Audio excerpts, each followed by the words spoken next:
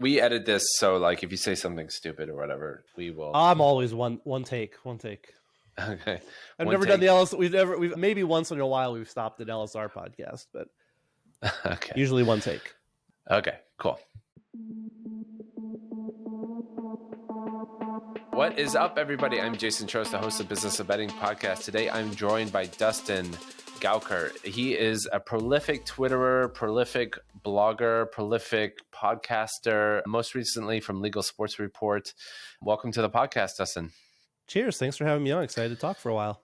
I remember, I can't remember which podcast it was. You know, I've been following you for years on Twitter, which I imagine a lot of people have. And you are so funny because you're like you're the guy who's like, your real life personality is you're quite acerbic on Twitter and punchy and like opinionated, and in person or on audio, you're like the nicest guy ever.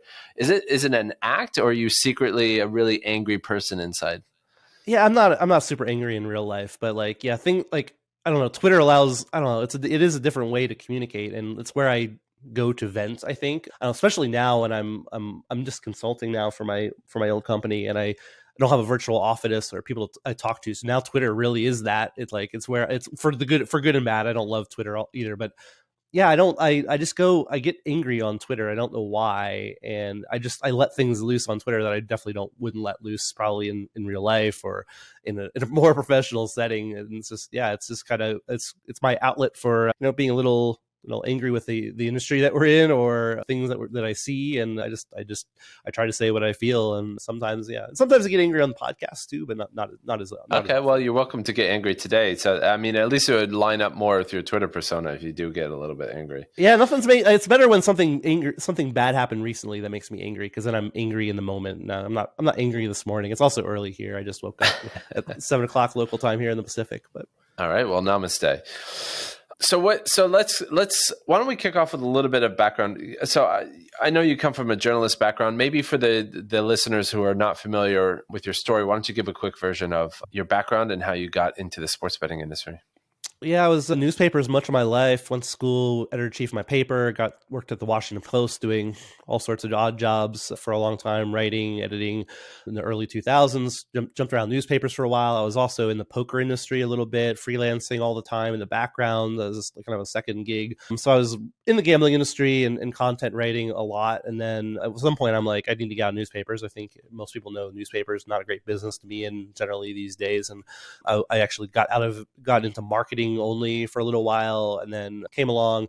My old boss, Chris Grove, started this site. It wasn't actually called Legal Sports Report at the time. It was called ODF Report, which is Online Daily Fantasy Report, I think was the idea behind it. And he was just starting it out. He's like, hey, I need somebody to write for it. I had written for Chris in the past about poker, and kind of the rest is history. I just started building that site up back when 2015, only daily fantasy was really around. We weren't even really thinking about sports betting even at that point, where like there was the New Jersey case around the federal ban, but that hadn't really gone anywhere. But obviously in a few years it had.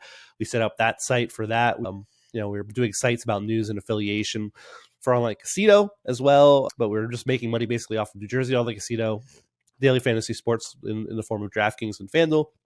And then obviously the Supreme Court case came and changed everybody's lives around sports betting in North America. We had a pretty good portfolio of sites, not just Legal Sports Report, that are really well situated for, the world that we came into, and, providing news about sports betting and also leads to both online casino and sports betting operators. And I've been doing that for about the past 8 years. I was last role was vice president of content for North America for Catena Media, which owns and operates all these sites. And I stepped down a few months ago. Now I'm just a consultant trying to figure out what I want to do next, and blogging a little bit, and that's about it. So is daily fantasy something that you're personally into, or did you just sort of fall into it, because it was sort of topical in sports? Yeah, I never really got into daily fantasy. It's interesting because I understood all the mechanics. The thing about Legal Sports Report at the time when I came there, I brought something that, it sounds ridiculous in retrospect, but people weren't doing sites like this. Now everybody's doing sites like this, right? Everybody's doing news and covering all of everything around daily fantasy and sports betting. At the time, I was just doing, I brought a journalism background, which really hadn't been applied in a real way to daily fantasy and then the sports betting industry. I knew the gambling ecosystem a little bit from poker and how content worked. I had a little bit of had a writing and SEO background, so I knew a little bit of all of this. I wasn't certainly proficient at the time. I'd been a season-long fantasy player for all my life, so I know the mechanics of all of this. I just didn't play daily fantasy a ton, but I understood why this is an attractive thing for people to play, and why it was a placeholder, and eventually led to, basically the world we find ourselves in, where DraftKings and FanDuel are kind of the leaders in our space. When I think of daily fantasy, I see something that really isn't that related to sports betting. I see something that's very sort of like, I don't know what the right way to describe it would be, but very much like a game, very sort of like gamey, like Trivial Pursuit-y. When I think of sports betting, I think more of a financial transaction. So I don't really think about daily fantasy and sports betting being like related to each other in a meaningful way. Do you agree with that, or do you think there's a lot more in relation, overlap between daily fantasy and sports betting? We could probably do a whole podcast just about that. I agree that there's a lot of separation between the two products and how people use them, and I do think that daily fantasy is a form of gambling, just like sports betting. Whether you're good at it, you could be good at it and probably make a little money. Same with daily fantasy sports, but there's so much out of your control when you're playing it. Injuries and what other people do and things like that. There's a lot that goes into it. So it's a form of gambling. Yes, there's more skill in daily fantasy. There's the best players in the world in daily fantasy are the best players. They've been doing this for a while. They make money at it. But doesn't mean the casual player is dropping $20 on a millionaire maker event isn't gambling. They're putting a lottery ticket in, hoping to win. Sometimes those people win, sometimes, but oftentimes the DFS pros are winning a lot of these things. But as far as the product itself, yeah, they're very different. Like forming, there's a lot that goes into forming a DFS lineup. You could click random buttons and get to a salary, and this is my team, and I think this is what's going to happen. But a lot of people spend a lot of time with it, just like season long, where they spend a lot of time putting effort into, here's my lineups, here's what I think is going to happen, here's what I think the ownership percentages will be, all of that. So yeah, it's not like sports betting is, you click a button, I'm going to over under, this team will win or don't, this prop bet. It is a very different transaction. Although the users, I'd argue, are again, why DraftKings and FanDuel have a lead is those users who play DFS are well situated and often want to bet on sports. They don't want to, that's not 100% a Venn circle that's encapsulate everybody, but those it has nothing to do with $1 billion of ads on every bus in America. No, but they're the same. There's the users who play DFS also want to bet on sports in large part. Again, those databases that DraftKings and FanDuel spent years creating have served them well in launching sports betting across the United States. Yeah, I'm probably completely showing my ignorance in daily fantasy, but I remember when Nigel first talked about it and it kind of became a thing in America. I always thought it was not that it's not fun to do or anything like that, but I just thought it was sort of a proxy for legal sports betting, waiting for sports betting to come along. Has that borne out to be true? Like, do FanDuel, DraftKings make any money from daily fantasy, or is it not really profitable? I mean, I'm sure they're profitable on their DFS, but it is just a pipeline for users at this point. Like, especially the states that have not legalized yet now, and that they're operating in California, Florida, and Texas, 3 states that don't have legal sports betting yet. They are, 1, making money because they're offering DFS contests in those states, and 2, continuing to curate a database of players if those states ever legalize sports betting, and they could serve those markets. So. Yeah, I mean, I don't like, it's not like you took all of the money away. Yes, it's like these are huge companies now. FanDuel, like Flutter, FanDuel's parent company, I'm sure doesn't really care about FanDuel from a bottom line perspective. DraftKings might a little bit more.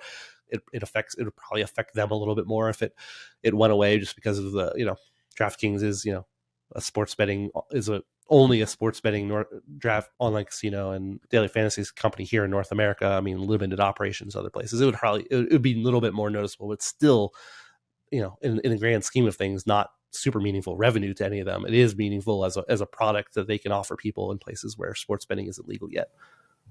So pivoting to sports betting, are you into sports betting yourself, or do you sort of feel like an outsider commentator, or is it something that you enjoy doing and get involved in?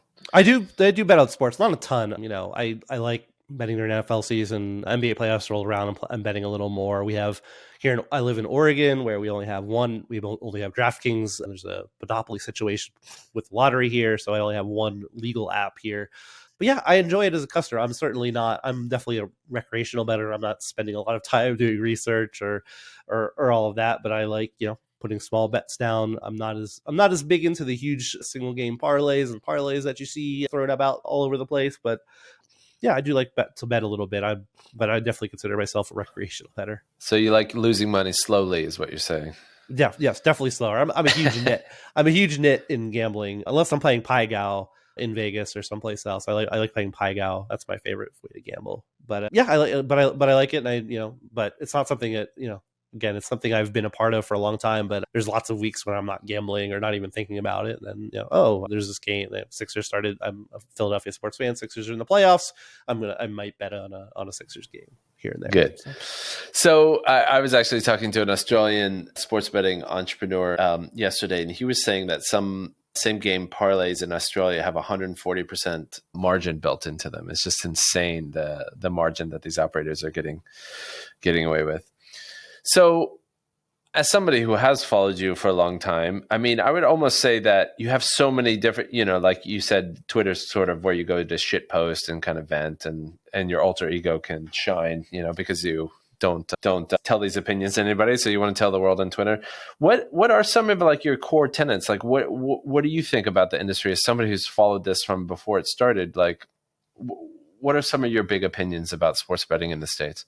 I don't know. I think the biggest thing right now is that this rush to legalize, again, if you would have told me, 2018 when the Supreme Court made the decision to roll back PASPA and basically lifted the federal ban, I didn't think we were going to get legalization as quickly as we did. There was this all hands on deck, like lobbying effort to like make this happen. And I think that created a lot of bad policy, and a lot of, that's what we're seeing kind of the pullback on right now, or the pushback actually, where we're seeing regulators saying, this isn't good that you're doing this, that we're seeing perhaps bans on or restrictions on advertising.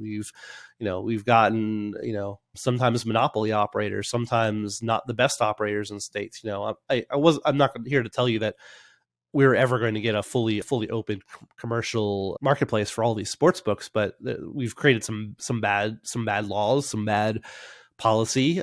We had, for instance, in New York, we had companies agree to a 51% tax to operate. Like, that's nuts. Like, and now people are complaining about it. We just, everything happened so fast. And I understand why it happened fast. And it's also an amazing lobbying effort by, the people who did this to get this to that point. But we also created, like New York is not I agree, it's not sustainable. Yes, people are doing business there. Yes, they're not making a lot of money, but that people then point to, well, why are you paying 51% tax over here in New York? And now we're paying the check now. And, I think there's just been all this rush, and I don't think it's been really great for the long-term ecosystem. And, we have casuals now calling out how much advertising we're seeing, in game. Like, you watch an NBA playoff game.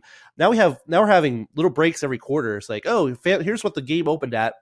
Here's what the point spread is now. Like, that's a lot. It's a lot from 5 years ago where we had no sports betting to now it's really invading. And invading is maybe a bit much, but it's really front and center between live reads in games and little graphics, and the boards in the back. Like, every stadium where there's legal sports betting, or even not, has some sort of gambling in it. Like, there's a lot. The craziest example I saw was Superbook has a sponsorship of the Orioles Stadium in Baltimore, and it's right above the scoreboard. It's good team wins, good teams win, great teams cover. I mean, that's aggressive. Like, I'm not calling out Superbooks like the least of the problems in advertising, but it was an example. Like, man, I think we've gone too far with some of this, and it's kind of reaping what you sow. We've gone a little too far with everything that's happened in legalization and advertising, and now the bills come due, and people who not in the industry don't always like it, and that's why we find ourselves in the situation we're in. So is that like saying, because we've had 4 seasons of Love is Blind, maybe we should have stopped at 3 and taken a beat and not rushed to do season 4? Absolutely. That's I as a connoisseur of the show, I think you're absolutely right. Yeah, and this live show just was a debacle. So let's not go to there again. So you just wrapped up probably like 5-10 years of opinions in a 2 minute rant. So let's unpack some of that stuff.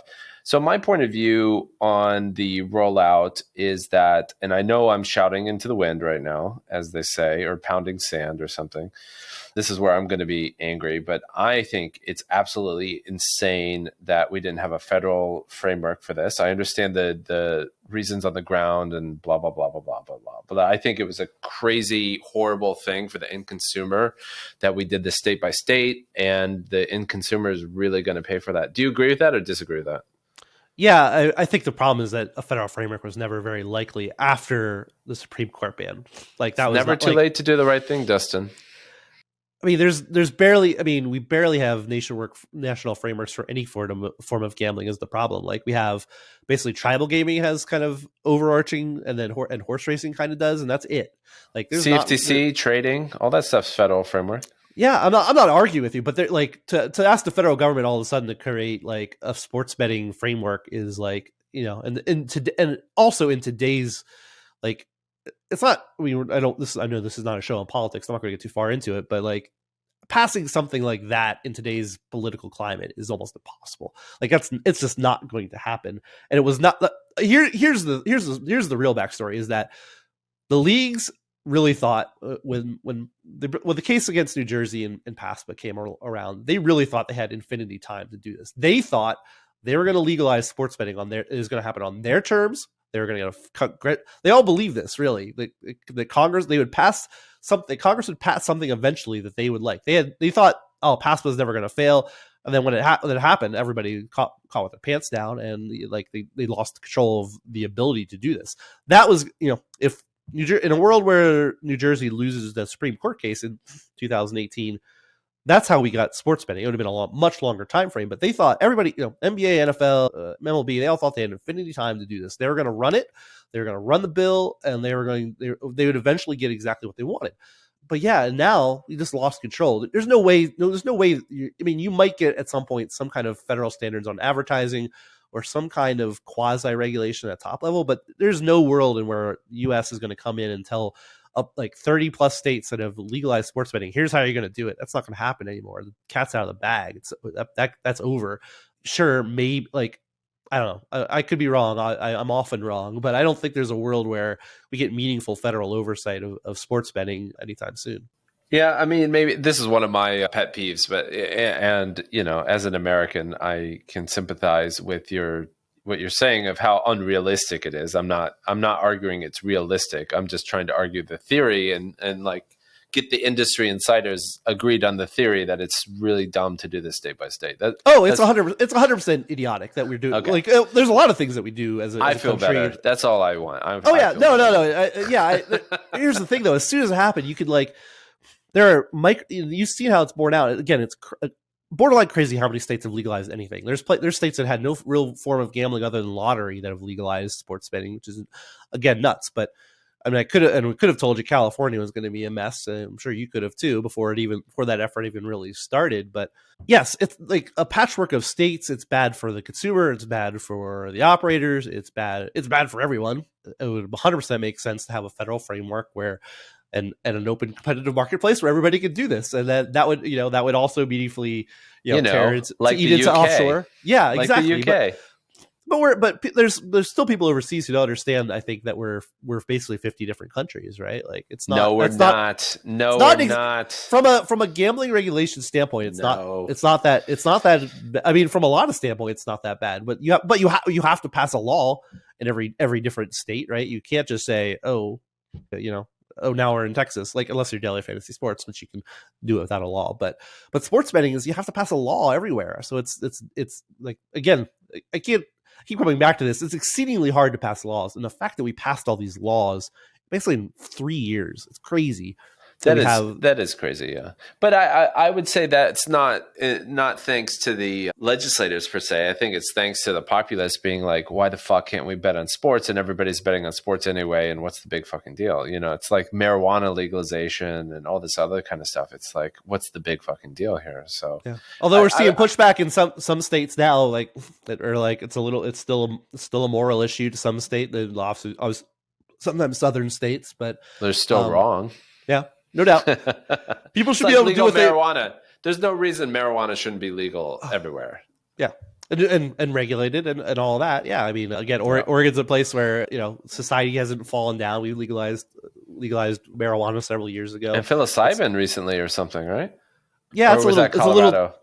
I forget if it failed or not here. It's very strange. One of the states passed I think I'm pronouncing it correctly, psilocybin. Yeah. Shrooms, right? Yeah. It's a little different than weed. It's not as easily available, but society didn't fall down because we legalized weed. It just it created more new revenue for the state. Again, some of the arguments, and I'm a libertarian too, and a lot of people should do what they want as long as it's not harming other people. And sports gambling is generally, yes, there's societal costs and responsible gambling, but it's not. We shouldn't be nanny states that are telling people how to gamble or not, right? Speaking of nanny states, there's a commentator online named Dustin who basically said the betting industry is going too far, too hard. How would you respond to his comments with your libertarian hat on? I agree, but that was one of your opinions just before. You're basically saying we're going too hard at sports betting. Like, whoa, Nelly, like pull up on the horse. Let's not spray the kids with betting ads. Blah blah blah. Yeah, what's your take on that? Yeah, I mean, I'm not asking for intervention either. I'm asking for people to just be smart before somebody intervenes for us, right? Like that's where that feels like where we're all headed.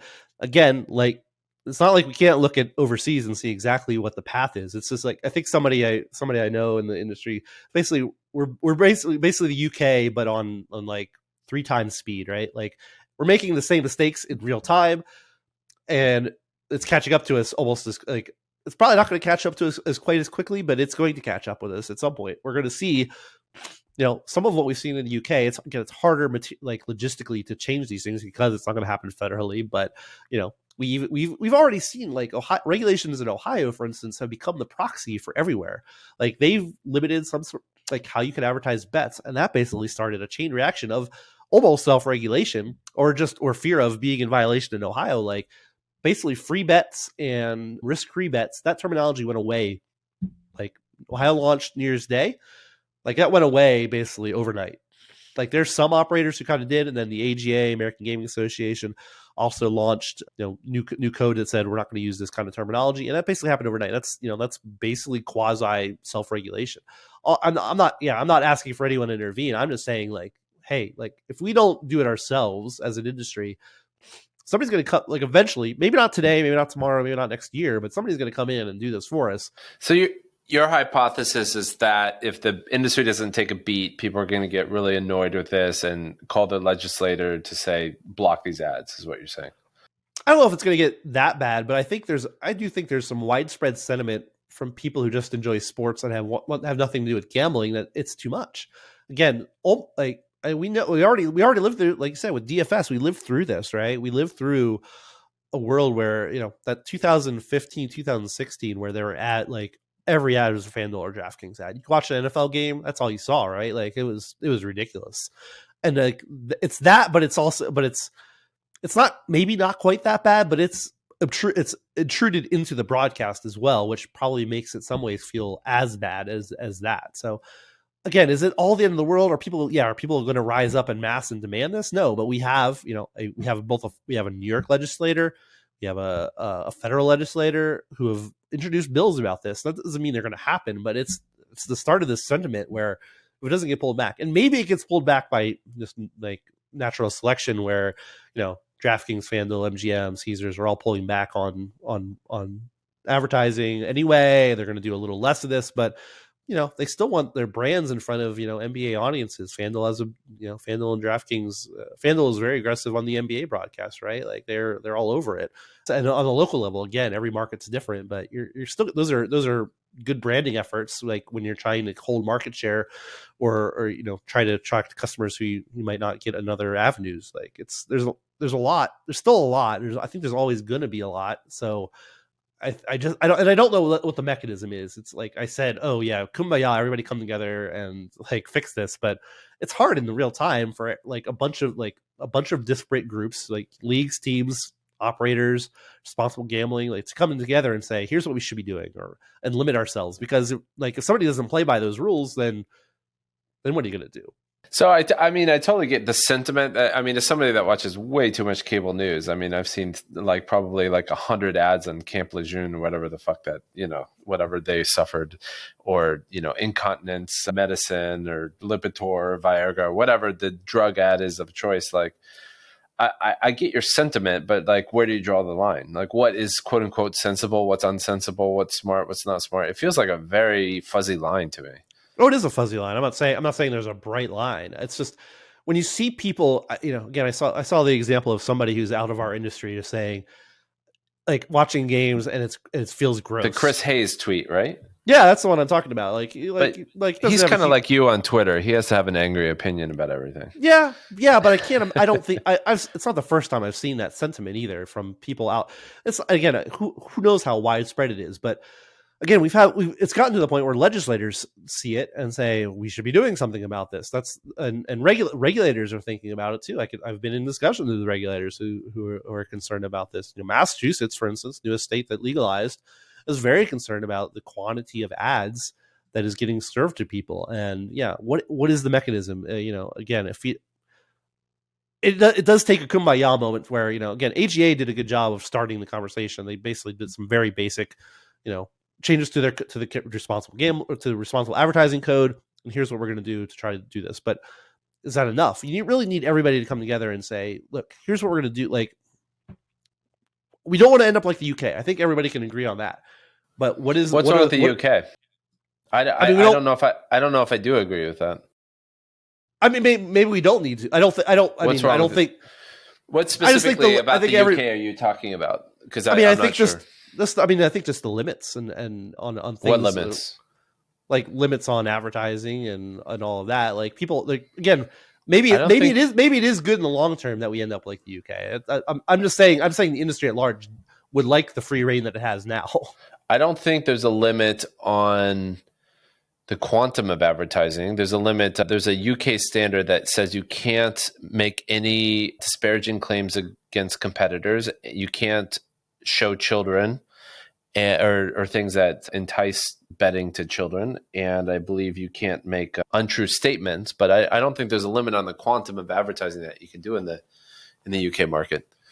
Isn't there a limit on when? Anyway, but maybe yes. Yes. Anyway, but why is that? I don't think that's bad. I don't know. Again, I'm not saying it's bad. I'm just saying people can do whatever they want right now, and there are ranges of outcomes. Like going to a poker reference, like there's ranges of outcomes that go from status quo to draconian advertising bans, right? Like, again, I'm not a big believer that the federal government's going to come in and say no more advertising for sports betting. Like that seems unrealistic to me.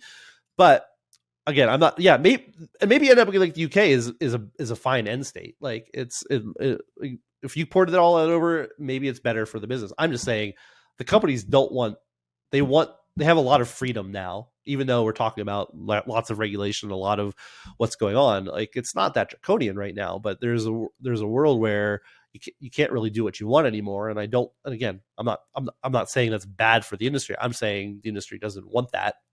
They would like the freedom to do what they want. To wear my Union Jack hat a little bit, since we've been here for 15 years. I like, there's tons I do have lots of complaints with the Gambling Commission, but I would say that I've never seen another betting regulator do as good a job as the GC in the UK. So I would put them up against anybody, and I wish, in my wildest dreams, would sports betting be run as well in the US as it is in the UK. Not going to happen, but I hear you. I hear it's not realistic, but I think I think it's good to kind of get that message out there that the UK does it well and the US does not do it well. And I think it's important to, at least if it's unrealistic to change, that people understand that the model in the US of the state-based regulation is bad, and that the way that they are restricting ads, do they go too far in the UK? I think you can do a betting ad after 9 p.m. or something like that. Like, is that big of a deal? Like, I don't think they necessarily should have that ban, but I also I don't care that much. I don't care that you can't do it, in the middle of the day like you could before. Again, over a long enough time horizon, do we have a possibility of a federal framework and all of that? Sure. It's not going to happen in 5 years. It's not going to happen in 10 years. Not with that attitude, Dustin. But again, like, I don't know. I went to school for politics, and I went to school in DC at George Washington University, and I thought I was going to be in government and politics, and I quickly became disillusioned with that and stayed in journalism for God only knows why. But it's, again, we are a fiefdom among a bunch of different states that do whatever the hell they want. Once it's out of the bag, it's like, how are you going to go? Like, you're not going to go erase a bunch of state laws and say, here's the new federal framework. It's not going to happen. In your best case scenario, you create a framework of, here's the basics of it. Maybe we get the excise tax, and it goes towards something useful rather than just into the general funds of the IRS and the government. Like, that's probably the best case scenario, because you can't find a really. I challenge you to find an example in U.S. history where we just erase what a bunch of states legalize things in different ways. And I got one. Go ahead. What is it? Drinking age. I just watched a video on this the other day. Vox had a YouTube thing on why the drinking age is 21, and it turns out that there are 3 or 4 different drinking ages up until the 80s or 90s, all the way from, I think, 17, 18, all the way up to 22. And what happened was, during the 80s, there was lots of alcoholic deaths on the road, and Reagan wanted, basically, ironically, to use the power of the federal government to regulate the states. And so what they did was they withheld funds for the highway system to force the hand of all the states to change their drinking age to 21, and that's what they did. But that's still, again, example of overarching framework that's not like blowing up what everybody did. There's still state-level liquor control boards and... Yeah, I mean, what you could do is you could say that, you don't get funds for X unless sports betting does Y, for example. Again, that's realistic. Again, all I'm saying is people expecting the federal government to come in and wipe the slate clean and like, oh, we're going to start over with sports betting. Not going to happen. Just because it's unrealistic doesn't mean it's not important to say that that's the right thing to do. I think. Right. Sure. That's where we're differing. I think it's important because I think there's a lot of people in the United States, including the AGA, which I completely disagree with on many things. This is one of them, that I think the AGA wants it this way because it protects the casino's rights, which I think is horrible. So I think it's important to draw the baseline of the people that, want to see the industry done right, at least that we acknowledge that that's the right way to do it, even if it is unrealistic to do it. Yeah, maybe I'm too jaded, but I think so. You sound quite, maybe you need to get out of Oregon.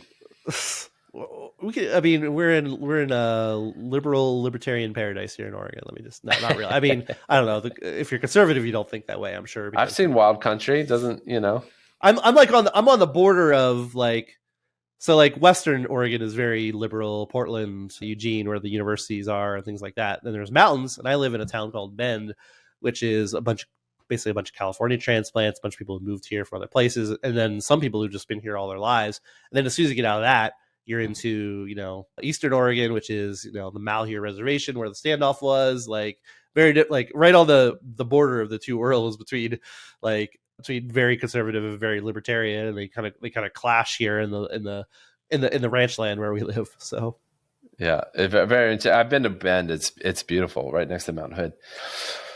Cool. So let's move on to another topic. What do you see, besides the fact that you think, let's pull back on the reins a little bit on the gung-ho-ness. What do you think about the big four that are emerging? Are you happy with the big four? Do you think they're good? Do you think they're bad? Do you think that they're going to change?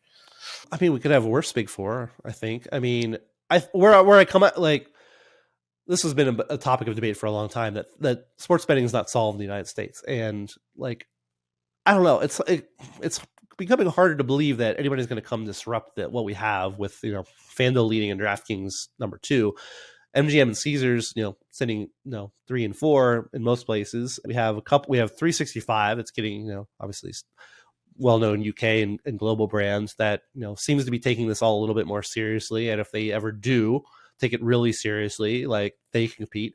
And then we have the unknown of Fanatics coming in, and they've hired Infinity people.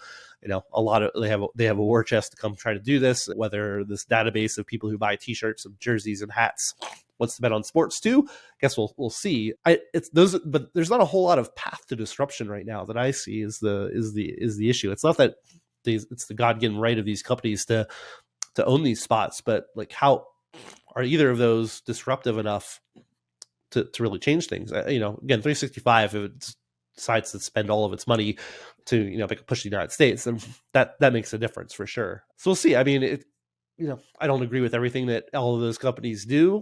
I think that all of them have made missteps in various ways. But the one thing I do think is product is the one where we keep talking about product, and it's still a largely homogenous product out there. There's not a ton of differentiation. FanDuel was the first to same game parlays. That is obviously what consumers want, because people can rail against, oh, these are bad bets, they have high hold, whatever. People want them because they're a lottery ticket, right? You want to bet $5 to win 1,000. Like, for every one of those bets we see shared on social media, there's thousands or tens of thousands of them that lose, which is why these things are profitable and why all this happens. So I don't know. I'm not going to say that FanDuel is going to lead forever, but it's starting to seem like it's harder to disrupt that the longer we get away from launch. So my business hypothesis is that the two things that need to be disrupted is price and product. So, FanDuel's, I mean, at least famously in my mind, they're basically saying their margin's 9, 10, 11%. And they want to build that. Their blended margin and they want to push that higher. I would say the other operators have very similar margins up, definitely closer to 10 than 5. And in some cases, people are pushing north of 10%. From the reason I founded my company is I thought that's insane that people are paying a 10% transaction fee every time they're placing a bet. So I think there's a giant window to disrupt from the pricing perspective, and these companies aren't equipped to, it's not like Walmart where the bigger you are, the more purchasing power you have. It's the bigger you are, the less room you actually have to kind of narrow your price down. And the second thing, which I think we do uniquely, is that we own all our own technology, and with very few exceptions, none of our competitors do. So when somebody like me comes along, because I imagine startups reach out to you and pitch you and blah, blah, blah. Like, do you think I'm full of shit and we don't have a chance? Do you think it's just like, like, even if do you view it as like federal regulation? Like, even if it's the right thing to do, it ain't going to happen. What's your reaction to a company like Smarkets? I mean, I agree that if you can get to a critical mass of people and serve a critical mass of states, that price, I maintain that people aren't super price sensitive, but over the long term, people are going to, like, whether they are aware of their price sensitive or not, that's going to catch up, right? That churn is going to catch up with everyone if you're holding at that rate. Yeah, I think there's examples, the exchanges or the trading apps like Sport Trade, for instance, in New Jersey, is based on a commission that's relatively small and commissions on trades instead of this 10% vig on every or higher on everything that you offer. So but I think the challenge is being able to serve enough states to do that. Like, again, like New York is a 51% tax rate and all the licenses are taken up. Most of the license, like not every state license are taken up, and I guess the opening is that some of these companies are going to fall away, right? Like, there's going to be consolidation. There's going to be, state companies. We've already seen a few sports books just kind of close up shop. So the licenses are available, but there's also, some places there's no way to get there. And like, Texas and California, you're going to be going through the tribes in California, going in Texas, if and when it ever happens.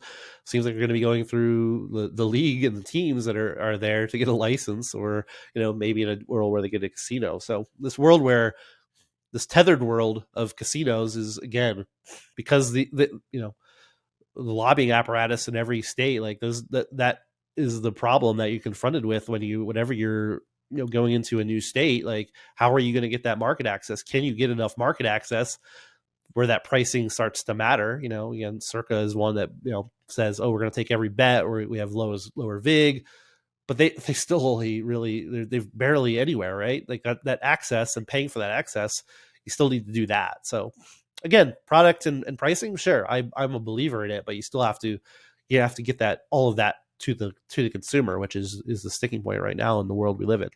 So I'm not trying to make this about Smarkets per se. I'm just using us as an illustrative example. But so you're arguing that if there were the UK style federal regulation in the US, we would have a chance. But in the sort of backwater, state by state, inside baseball world, small companies don't have a chance. Is that kind of the oversimplification of your view?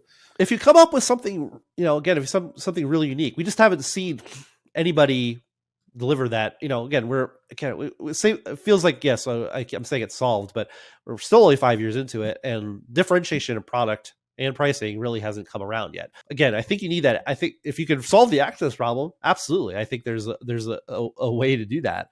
But you can't, there's not going to be a magic wand where, all of a sudden Smarkets or any of these companies are in 15 states. You have to do bespoke deals, right? In every, you have to do a bespoke deal in every state. It's getting cheaper though. It's getting cheaper and easier. And to your point about New York, I mean, I imagine one or two of those guys are going to go out of business at some point, so slots are going to start opening up, or either they're going to go out of business or consolidate, like that 51% is not, a lot of the big companies are really struggling because they're, the cheap capital is gone. There's no cheap capital anymore in the market, and, they need to become profitable or die. And very few of these companies have a path to profitability, I think. Yeah. Again, it does feel like there's a in the horizon, like Caesars has gone like from when they launched in New York offering $3,000 bonuses. You couldn't, JB Smoove was on every TV everywhere. Caesars has pulled back, and that has ended up, they went from had a large percentage of New York and even the national market, and now they're pretty distant fourth behind MGM right now. So if you come in, I mean, still, but that's also an example of the problem, is that Caesars spent infinity money, and maybe didn't spend infinity money very well, but they spent all that money and ended up with a 3% market share, which probably profitable now, but is that exciting for the amount of effort they put into it? Again, and we haven't gotten to this, but I mean, the long game for everyone is online casino. Like, we've still seen so little adoption of online casino in the United States. Like, again, a long enough time horizon, you're going to see more of this. We, basically have, Pennsylvania, New Jersey, Michigan, West Virginia, a little bit in Delaware and Nevada and Connecticut. But like, that's what everybody's really playing for, right? Like, sports betting is fine, but that online casino business, even with those states, there's some operators who, that's way more than those few states they make more money there than they do in all the states they serve for sports betting. So that's the long game that everybody's playing right now that we haven't really talked about. I mean, I grew up next to Mohegan Sun, so I'm very into, because I mean, I like going to Mohegan Sun and Foxwoods and things, but I just think online casino is one of the dumbest things ever invented by man. I can't argue with that. But also the product to play roulette online, it's insane. I don't know. I mean, live dealer is actually interesting, although that's more of a stickiness than a product that really makes a lot of money. I don't know. Like, I'm not an online casino player either. I like play Sudoku, but I also want guys. people to do I want people to do what they want. Again, come from poker world too. I want everybody to play poker if they want to play poker. Poker, you need to use your brain. There's math involved, and the psychology. As long as you're not playing against a bot, it's quite interesting. Poker, I can see, but like spinning a roulette wheel or playing blackjack, or like those things. But they're all tied together now. Like poker, for whatever reason, like one, it's not going to be meaningful revenue to anyone, so it's just gotten lumped in with casino. You're not going to just nobody's ever going to say, "Oh, we're just going to legalize poker." Not going to happen. New York has tossed around a bill for a while, but at this point, I think that's done. And like poker is such a in the U.S. marketplace right now is a rounding error in terms of, if you compare it to sports betting, it's just not a meaningful product. It's a customer acquisition retention tool is more than something that's really going to make money for any company. Yeah. Before I let you go, Dustin, what do you want to be when you grow up? Which is probably pretty topical now that you're fun employed. Yeah, I still don't know. I haven't really thought about it. It's been 2 months. I've got a Substack that I'm fooling around with. Professional golfer? I play better golf now than I did when I played in high school for my team. It wasn't that great, but I play better now. Man, I'd love to. I'm not anywhere near a scratch golf. I think I'm carrying a 13 right now. I don't know. I like to create and write, and part of me wants to go write a book about all this. I don't know if I'll ever get the get my ass in gear and actually write said book. But I think there's a book of everything we talked about today. There's a book to be written that hasn't been written. Yes, there's been a couple of books about the DFS industry. Maybe somebody's already working on the book about sports betting, but there's a fascinating book to be written about everything. And if I get my butt in gear and the lane's open for you, Dustin. The lane's there. Yeah, but it's writing a book. I don't know if I could write stories and I can write blogs. Writing a book is a challenge, man. You can have Chat GPT write half of it for you. It's fine. I'll just say, here, write a book and see what happens.